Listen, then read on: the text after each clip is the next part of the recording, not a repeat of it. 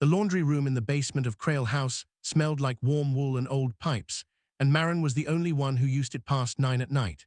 That was the deal she had made with herself 3 years ago when she took the position of night warden at the orphanage, finished the administrative work by 8, run the last check on the children by 8:30, then spend the final hour before the building went quiet doing something with her hands, folding sheets, sorting socks into pairs.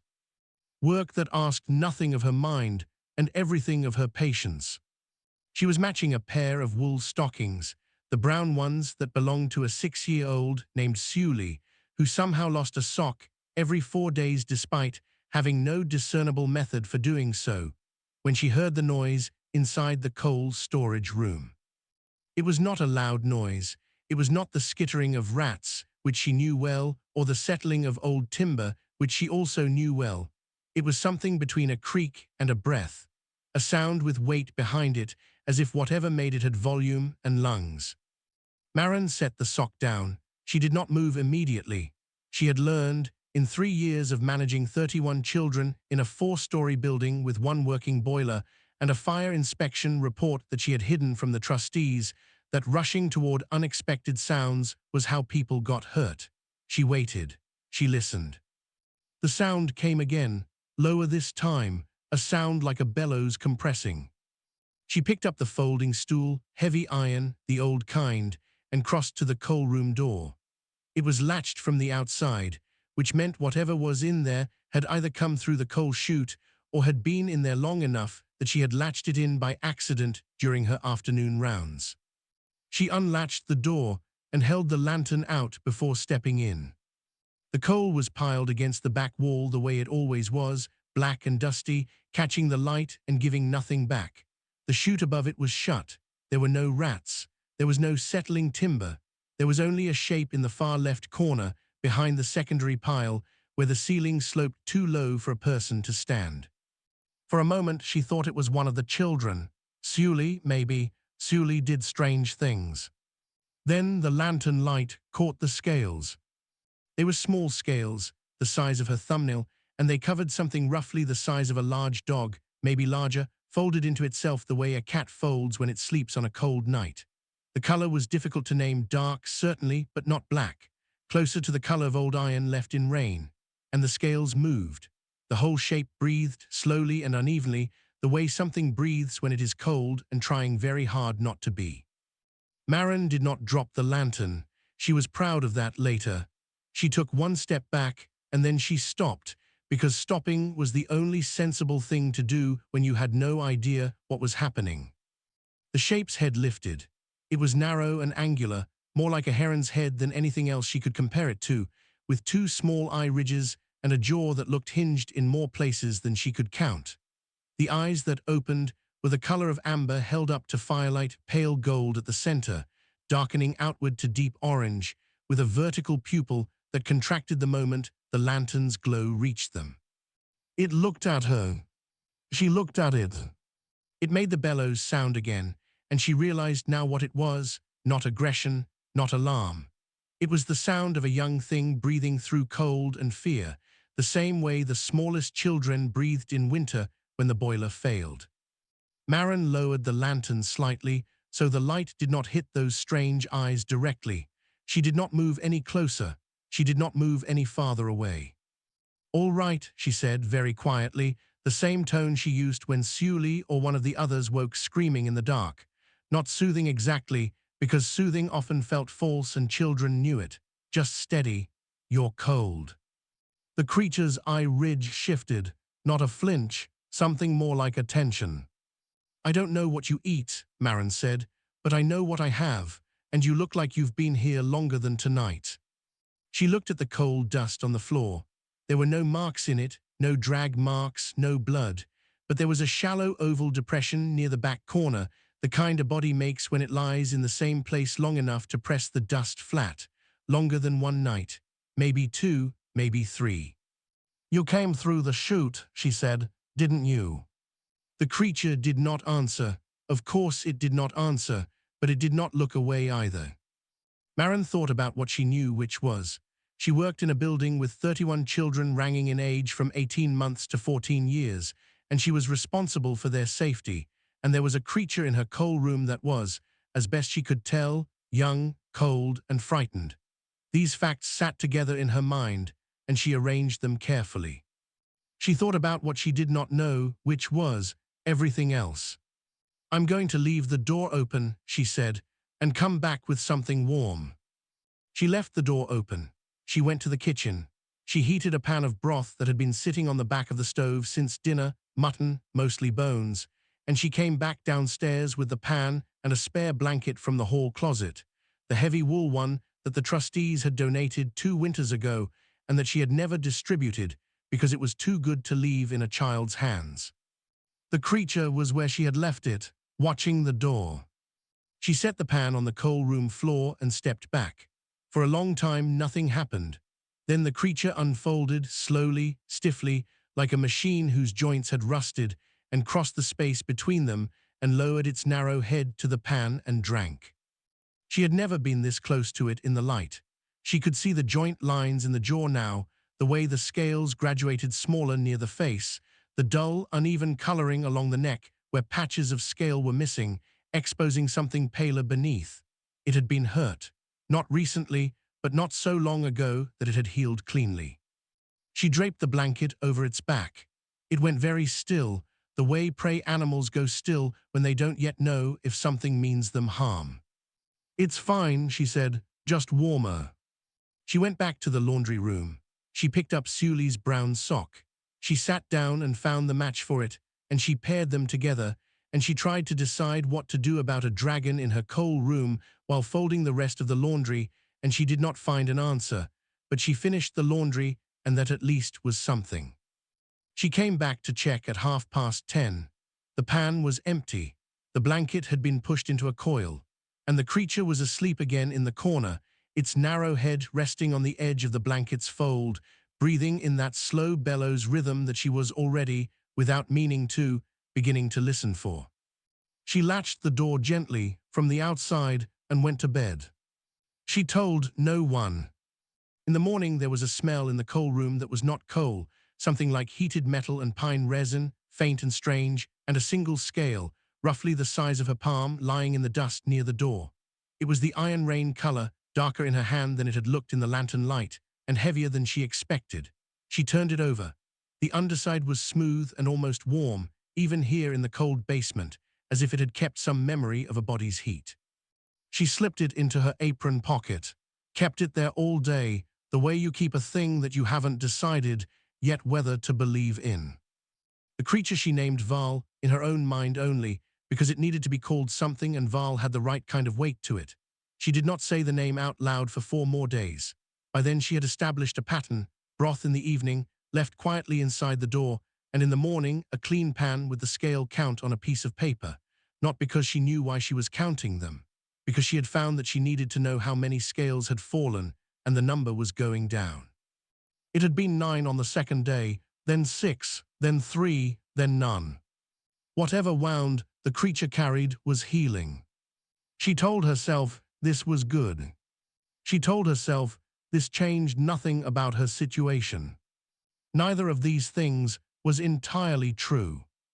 On the 4th evening she brought the broth, and when she opened the door, Val was not in the corner. Val was just inside the door, sitting back on haunched rear legs the way a dog sits when it is waiting, except that nothing about Val's posture resembled any dog she had ever seen. The proportions were entirely wrong.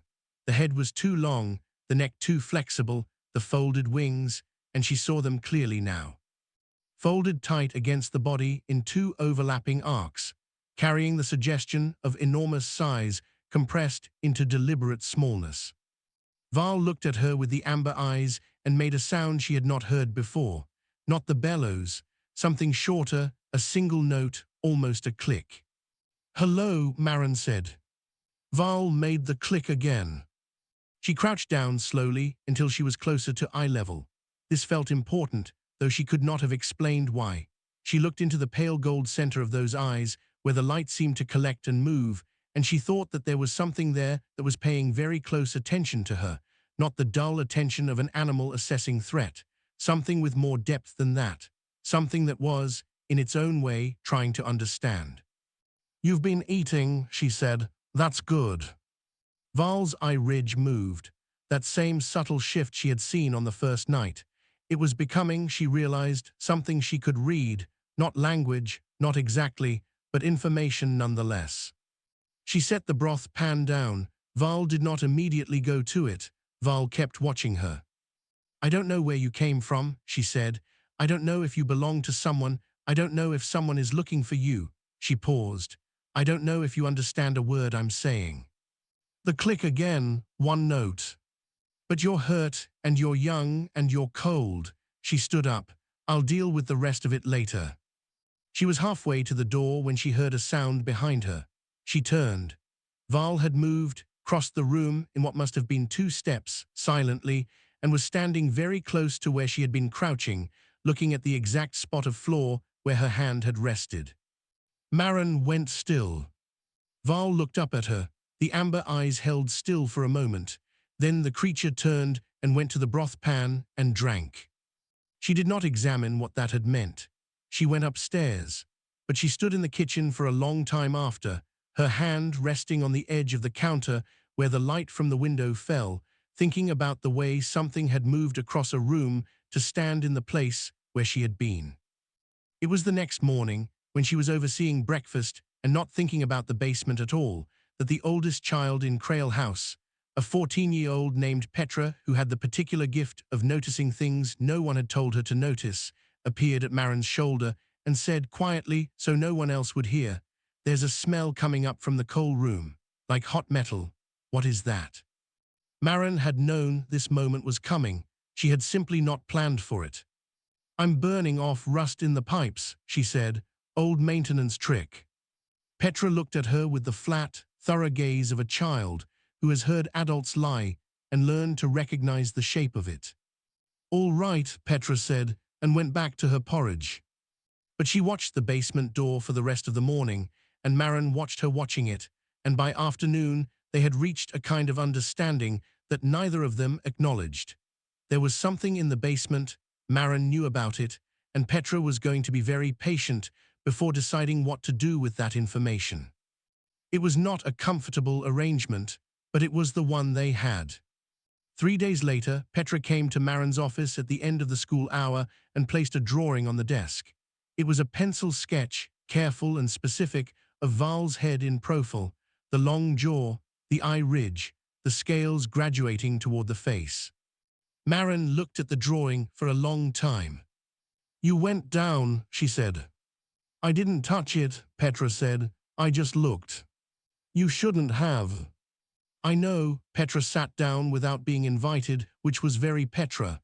"It's a dragon, isn't it?" Marin looked at the drawing again. The lines were good, accurate. She thought about denying it. "Yes," she said, "it is." "How old is it?" "I don't know." "Is it dangerous?" Marin thought about a creature that had pressed itself into a cold corner and breathed through fear for 3 days before she found it. She thought about the scale she still carried in her apron pocket. She thought about Val crossing the room to stand where she had been. "I don't think so," she said. "Not to us." Petra nodded as if this was a reasonable answer. Is someone going to come looking for it? The question sat between them like something with mass, heavier than either of them could easily move. "I don't know," Marin said, which was the truth. What she did not say, what she would not let herself say, because saying it made it more real, was what she had been thinking since the first night, when she had folded laundry in the room next door and listened for the sound of breathing through the wall. Someone would come. Eventually, someone always came. For orphans, for runaway apprentices, for stray cats, for things that didn't belong anywhere and ended up somewhere by accident. Someone always came, eventually, with a claim, and the claim was never kind. She needed to be ready for that. She was not ready yet. She was not ready at all. The coal room had become something other than a coal room. She understood that now, fully, sitting across from a 14-year-old who had looked at a dragon in the dark and come back with a pencil drawing instead of screaming. Crail House had taken in a great many things it had no official capacity to hold. This was only the latest, and the smallest, and the one, she was beginning to think, with the most complicated future. She took the drawing and folded it once and put it in the same pocket as the scale. The pocket was getting full. It was a week after Petra's drawing that Val first came upstairs. Maren did not plan it. She had left the coal room door open. This had become habit, an acknowledgement that the latch was more symbolic than practical, since Val had demonstrated the ability to push through it without effort, and she had gone to put away the evening dishes, and when she turned around there was Val standing in the kitchen doorway. Not the full height. Val was doing the compression thing, folding the long neck down and tucking the wings so tightly that the silhouette was barely larger than a greyhound. But the amber eyes were at counter height, and the expression on that narrow, many-jointed face was the one Maren had learned to read as something close to cautious inquiry. She set down the dish she was holding, carefully. "You can come in," she said, "if you want." Val took one step, then another. The claws on the stone floor made a sound like someone setting down a heavy ring of keys, deliberate, precise, individual. "Don't knock anything over," Maren said. "I only have the one good picture." Val made the click, single note, then a second one which was new. She had begun to work out the sounds. One click was attention or acknowledgement. The bellow's breath was cold or pain or fear. She hadn't fully separated those yet. There was a low rumble she had only heard once, when she had moved too quickly in a confined space, and she had filed that one under warning and treated it accordingly. The second click, she would later decide, was something like a scent. But that night she didn't know that yet. She only knew it was different from the first. Val moved through the kitchen in a careful survey. Nose. She was starting to think of it as a nose, though it was more like a beak that hadn't fully committed, close to the counter edge, taking in the smells of mutton broth and lye soap and the damp wool from the rack above the stove. The long tail moved in small adjustments, counterbalancing the neck. Maren tracked its path the way she tracked the path of the younger children in the kitchen, not hovering, not helpless, just present enough to intervene before the pitcher went over. The pitcher did not go over. Val ended the circuit at the window and looked out at the rear garden, not much to see in the dark, just the bare vegetable beds and the back wall and the city beyond it, orange and grey under the cloud cover. The amber eyes moved across it the way eyes move when they are mapping something, learning the shape of a space. "Not much to look at," Maren said. "2 clicks." She had no idea what 2 clicks meant, but the posture had changed. The compression had eased slightly. The neck was a little longer, the wings a little less tight. Whatever Val was doing at that window, it was something close to relaxing. The next day, the children discovered Val. Not all at once. Sully found the tail end, literally. She walked into the kitchen in the early morning and grabbed what she thought was a rope left on the floor and received an education in what surprise looks like on a dragon's face. No injury resulted. Sully was the least frightened person Maren had ever met, which was either character strength or a developmental concern, and she had not yet decided which. Sully grabbed the tail. Val turned around, they looked at each other, and then Sully said, "Oh," in a tone of mild interest and went to find her breakfast. The others followed in their own time. Petra kept her distance and watched. The middle group, 7 to 11, approached in a cautious cluster that gradually became less cautious as the minutes passed and nothing bad happened. The smallest children treated Val with the same easy acceptance they gave the kitchen cat, which was to say they climbed on things in the vicinity and talked loudly about unrelated subjects. Val endured all of this with a stillness that Maren recognized, after some thought, as a very deliberate choice. The creature could have bolted, could have made the rumble sound, which would certainly have ended all climbing and loud talking immediately. Instead, it sat in the middle of the kitchen floor and let 31 children arrange themselves around it, and the amber eyes tracked each one in turn, careful and thorough. She understood then that Val was doing what she did during every inspection, accounting, learning the specific weight and shape and sound of each child in the room, memorizing them, not prey, not threat, something else, something for which she didn't yet have a word, though she thought Val probably had one in whatever language lived behind those amber eyes. It was 3 days after that, when the arrangement had settled into something almost domestic, Val in the kitchen in the evenings, back in the coal room, during the day when the building was busiest and noisiest, that Marin came down the back stair at midnight and found the creature sitting outside Sully's door. Not touching it, not making any sound, just sitting, facing the door in the way a dog sits when it knows someone it recognizes is on the other side. Sully was crying, quietly, which meant she had been doing it long enough to remember to be quiet about it. It was a sound Marin knew, she had heard it many times, had sat on many floors outside many doors, had learned not to burst in and make it worse. She stood at the bottom of the stair and watched Val, who was doing the thing Marin had always done, waiting, being present, close enough to be felt, far enough not to intrude. After a while, the crying stopped. Sully's breathing slowed into sleep. Val did not move for another few minutes. Then the creature turned and looked at Marin, amber eyes catching the faint light from the hall lamp, and made the two-click sound. Marin sat down on the bottom step. She didn't say anything. Neither did Val. They sat together in the dark hallway outside Sully's door while the building slept around them, and that was when Marin finally understood. Not the shape of what was building here, she already knew the shape, but the weight of it, what it would cost if it broke, what it would take to keep it from breaking. She was looking at the floor, thinking this, when she felt the warmth. Not heat, not dragonfire, nothing like that, just warmth, the warmth of a living body settling carefully beside her on the step. Val had crossed the hall in that silent precision and sat next to her, close enough that the scales touched her arm, not pressing, just there, present, the same way she had been present outside the door. She did not move, she did not speak.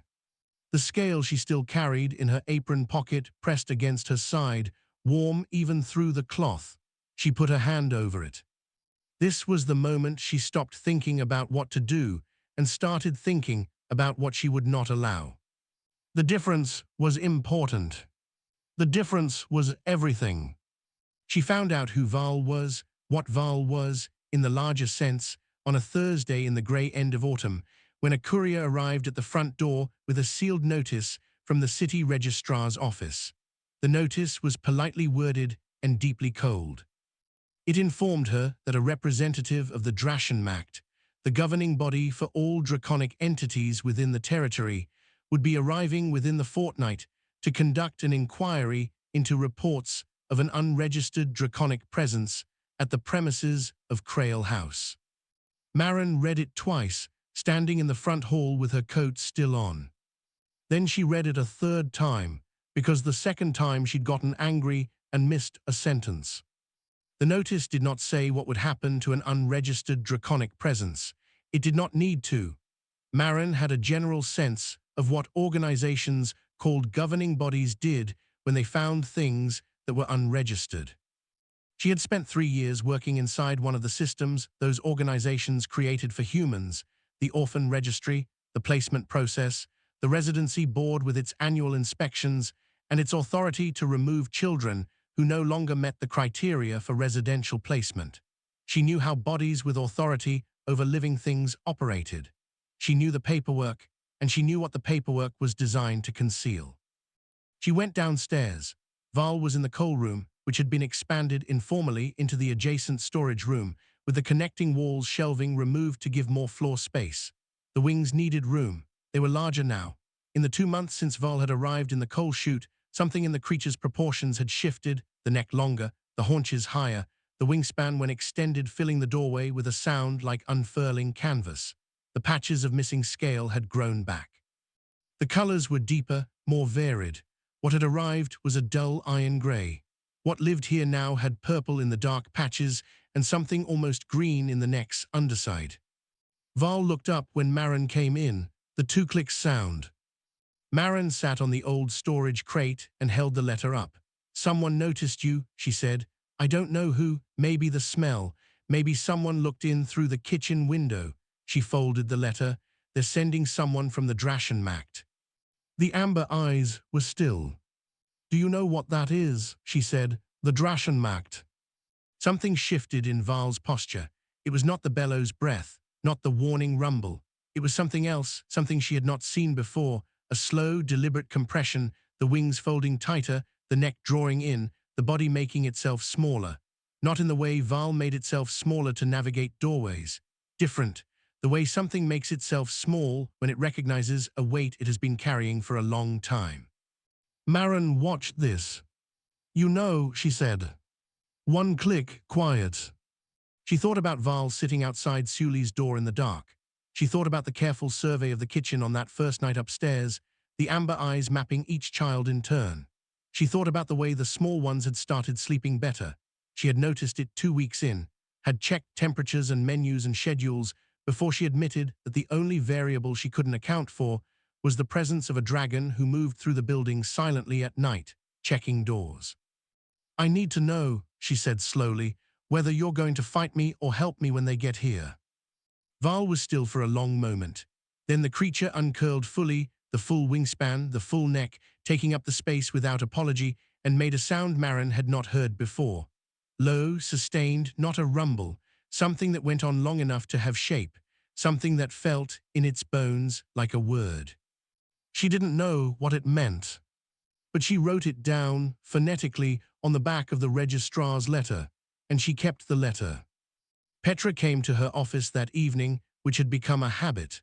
The girl had a gift for knowing when things were wrong, and a gift, equally useful, for not making a performance of knowing. She sat down across from Maren and said nothing until Maren chose to speak. "Someone reported us," Maren said. "The Drachenmacht is sending a representative." Petra's expression did not change. "What do they do?"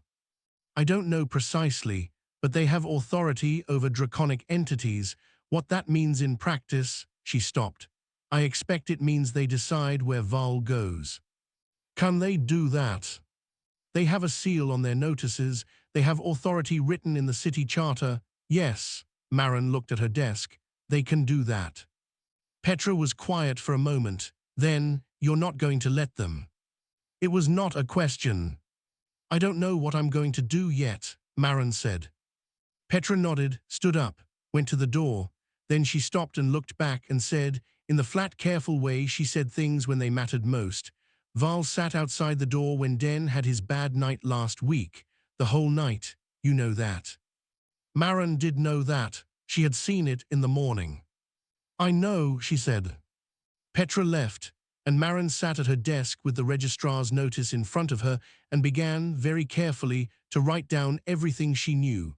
Not a plan, not yet, a record. The same thing she always did when something important was at stake. She wrote it down, made it solid, gave it edges she could see. She started with the date Val arrived, the condition Val was in, the scales she had collected and lost, and the count of the healing.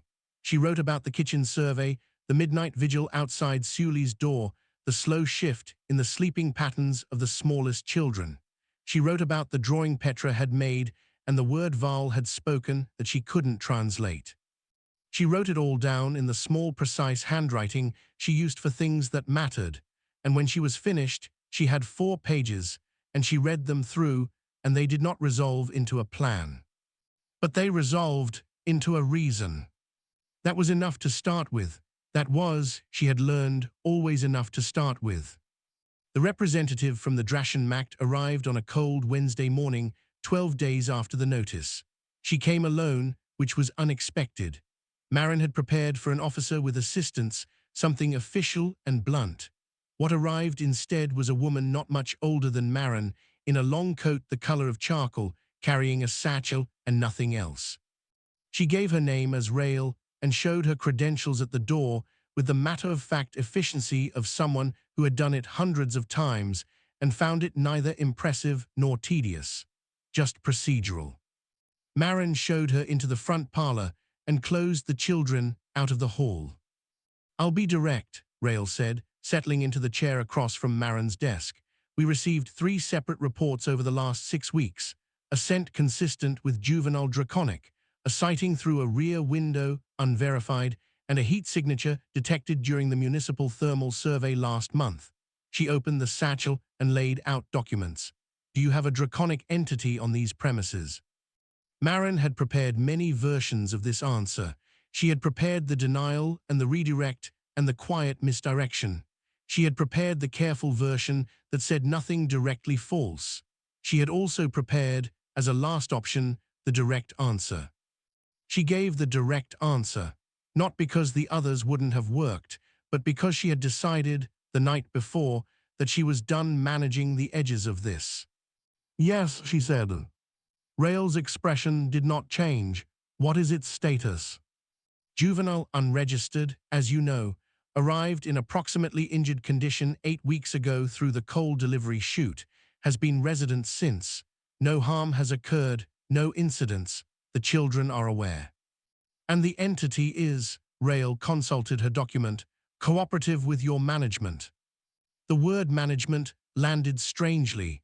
Marin looked at it for a moment before answering. "We have a working relationship," she said. "I wouldn't describe it differently." Rael was quiet for a moment, reading. Then, "A juvenile draconic unregistered and unaccounted for, presenting at a residential children's facility in injured condition." She looked up. "That's not a stray cat situation." "No," Marin agreed. "An unregistered juvenile implies unknown parentage or a breach of the Drachenmacht registry at the clutch level, both of which carry significant implications." Rael's voice was even, neither warm nor cold.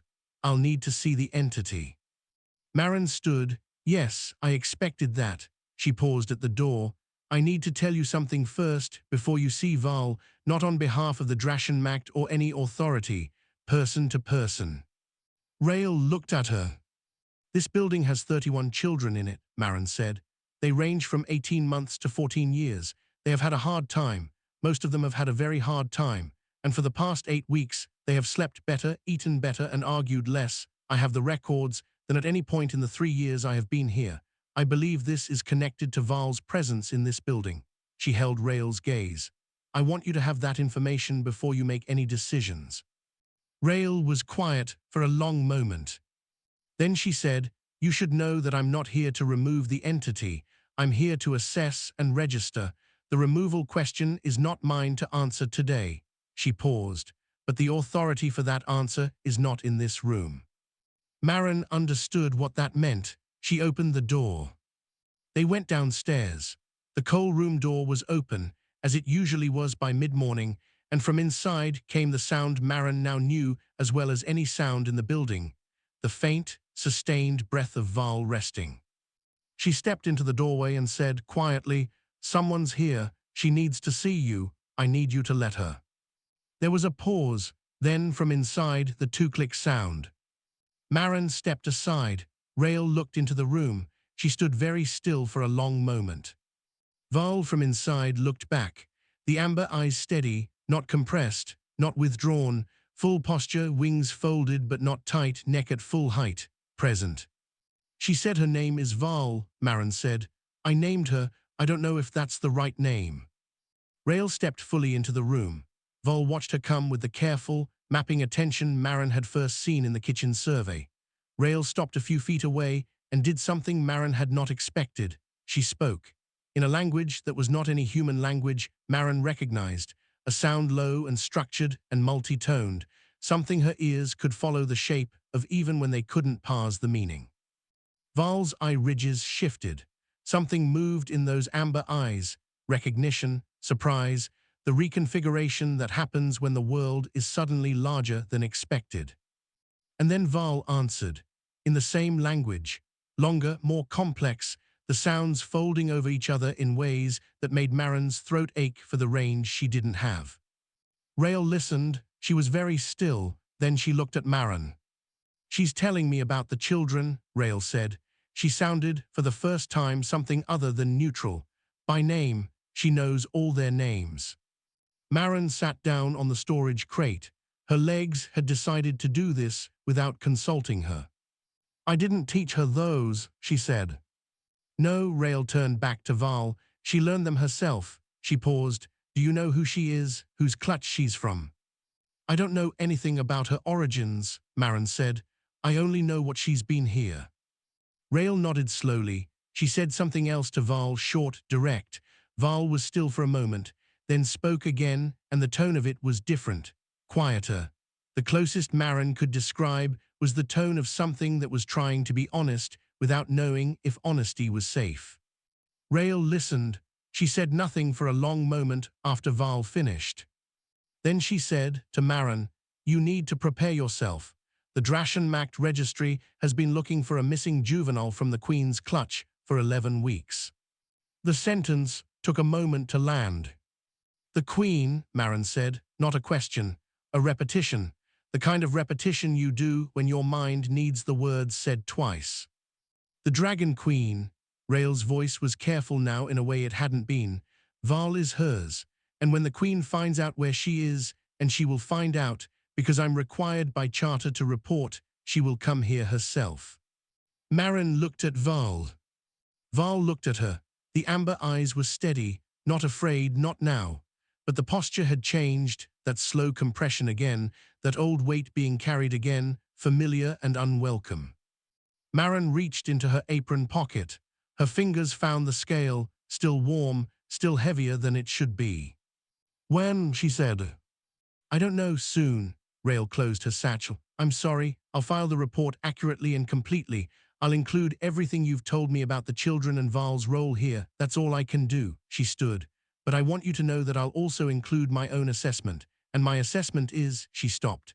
"She's not the dragon I came to find," she said finally. "She's something more specific than that, and that should matter." She left. Marin stayed on the crate. Val moved to the center of the room and stood very still. Marin thought about 31 children sleeping better. She thought about Sully's door and the long dark hallway and the warmth of scales beside her on a step. She thought about Petra's drawing, folded in the pocket alongside the scale that she still, absurdly, carried everywhere. She thought about a word spoken in a language she didn't know, written down phonetically on the back of a registrar's notice. She looked at Val. "She's going to come," she said, "your mother." One click, very quiet. "I know," Marin said, "I know." She thought, whatever comes next, I will not move from this building. I will not move from this step. I will not move. It was not a speech. It was not a decision made out loud. It was just the fact of her. Sitting on a storage crate in a room that smelled of warm iron and pine resin, next to a dragon she had named from instinct and would not give up without a reason she had not yet heard. She put her hand on the scale in her pocket. She waited. The Dragon Queen arrived on a morning that had the particular quality of mornings when something large is about to happen. The sky was clear and very pale. The air was cold and still in the way that made every sound carry farther than it should. The children were in the upstairs schoolroom. Petra was with them, which was not standard practice, but Petra had come to Marin's office the evening before and said, without preamble, "I want to be upstairs with the younger ones tomorrow." And Marin had said yes without asking why, because Petra always had a reason, even when she didn't explain it. The Queen landed in the rear garden. Marin heard it from the kitchen, not a crash, not an explosion, but a sound like enormous sails filling suddenly with wind, and then a settling, a wait, and then silence. She put down the cup she was holding, which she had not been drinking from, and went to the back door and opened it. The Dragon Queen was larger than the garden. This was not quite true mathematically, but it was true in every experiential sense. The presence of her filled the space so completely that the walls of the garden seemed closer, the sky seemed lower, the morning light seemed reorganized around her. She was the color of deep winter water, black-blue, blue-green, shifting with the movement of her breathing. The scales were not the size of a thumbnail. They were the size of Marin's palm. They caught the pale morning light and held it, refracted it, threw it back, changed. The eyes were gold, not amber, gold, deep, saturated, and very old. They were looking at Marin. Marin had thought about this moment for 5 days. She had written 4 more pages in her record book, which now contained everything she could think of to say. She had practiced nothing. She had decided that practicing would make her say the wrong thing, the prepared thing, and the wrong thing was worse than silence. She stepped out of the doorway into the garden. The cold air hit her, and she was aware of being very small in the way that was not metaphor. She was actually, physically, approximately the size of one of this creature's foreleg joints. She was aware of this. She filed it under facts and kept walking until she was in the middle of the garden, in the winter-dead vegetable beds, facing the Queen directly. "Val is inside," she said. "She's well, she came here injured, I helped her, she has stayed of her own choice for 8 weeks. She stopped. "I know you have the right to take her, I'm not arguing with that." The Queen's eyes moved across her, not quickly, thoroughly, the same mapping attention she had seen in Val, the same amber now gold quality of a gaze that counted and catalogued and did not miss. Then the Queen spoke, in the draconic language which Marin still could not understand, and which she had been told she never would, the tonal range being physiologically inaccessible to human vocal cords. The words, if they were words, and she believed they were, had a weight and a depth that she felt in her chest rather than heard with her ears. Behind her, from the doorway, she heard Val answer. She had not heard Val come out. She turned and saw the creature in the doorway, fully extended, not compressed, not small neck at full height, wings slightly spread, amber eyes forward. Marin had never seen Val at full extension before, not truly, and for a moment she was reminded that Val was young, but Val was not small, not anymore. The conversation between them went on for several minutes. Marin stood between them and did not speak and did not move. She was not going to move. She had told herself she was not going to move, and she didn't, even when the Queen's voice dropped to something that shook the garden walls very slightly, and even when Val's voice rose in a register that Marin had never heard and that felt like urgency. Then Val fell quiet. The Queen looked at Marin again. And then something happened that Marin could not have prepared for, that no amount of pages written in small precise handwriting could have anticipated. The Queen lowered her head, not in the way a horse lowers its head to graze, deliberate, specific, bringing those enormous gold eyes down to Marin's level, bringing them so close that Marin could see her own reflection in them, small, frost-pale, standing in a dead vegetable garden in her work clothes, hand in her apron pocket. Marin did not step back. She did not know what the gesture meant. She thought it was not aggression. She thought it was something else, something that Val had spent 8 weeks learning to trust, and that the Queen was now choosing to extend to her, at whatever cost to the Queen's own protocol and preference. She reached into her pocket. Her hand closed around the scale. She had carried it for 8 weeks, had carried it because it asked to be carried, had kept it warm through the cloth of her pocket. She drew it out now and held it flat on her palm, facing up. The Queen looked at it. One sound, low, single, resonant, something Marin heard in her bones before she heard it with her ears. She thought, that is a word I will never know how to say. She thought, it doesn't matter. Behind her she heard Val make a sound she had never heard in 8 weeks of listening, something between the 2 click and the bellows and the word that had been spoken that first night in the storage room. Complex, layered. She turned and looked at Val, and Val's posture was different from any posture she had seen, not compression, not expansion, not vigilance. Something open about it, something like relief, in a form she was only beginning to learn to read. She turned back to the Queen. The Queen had raised her head again. She was looking at the building behind Marin, at the back windows, where, if you looked carefully, you could see small shapes crowded at the glass. The children. They had heard or felt the Queen's landing, and Petra had apparently decided that upstairs meant near the windows, not away from them. The Queen looked at the faces in the windows for a long moment. Then she looked at Marin, and she spoke again, one phrase, short, direct, the same economy that Rael had used when she had said everything important in the fewest possible words. Marin did not understand the words. She understood the pause that came after them. She understood that the pause was waiting for something. She had spent 8 weeks learning to respond to Val without language. She had learned that presence was sometimes more precise than speech. She had learned that the right response to something you couldn't answer directly was to answer what lay beneath it. She turned to Val. "What is she asking?" she said. Val was quiet for a moment, then made a sound, not the draconic language, not any language, just a sound, a single note that Marin had heard before. The 2-click sound, but longer, more of them, 7, 8, running together in a way that was almost a word, almost something she could hold. And then Val looked at the children in the windows, looked back at Marin, looked at the Queen. And Marin understood, not the words, the question. She faced the Queen again. She stays, she said, until she chooses otherwise. She knows where you are, she knows she's yours, but she also knows where this is. She held the Queen's gaze. She kept her voice steady, not because she felt steady. She felt the size of the creature in front of her, felt it in every nerve, but because the moment required steadiness, and she had always been able to find it when it was required. Both things can be true. She did not know if the Queen understood the words. She thought the Queen might not need to. She thought 8 weeks of watching Val might have communicated things that language couldn't carry. The Queen was still for a long moment. The morning light moved across her scales, blue-green and black, impossibly complex. Then she made a sound that was not the rumble and not the word, something wider than either, something that moved through the cold air and found all the surfaces of the garden and came back changed. Marin thought agreement, she thought acknowledgement, she thought something for which she had no human word. The Queen looked once more at the windows, at the small faces, at the 6-year-old in the center of the frame, who Marin didn't need to see clearly to know was Sully. Then the great wings opened.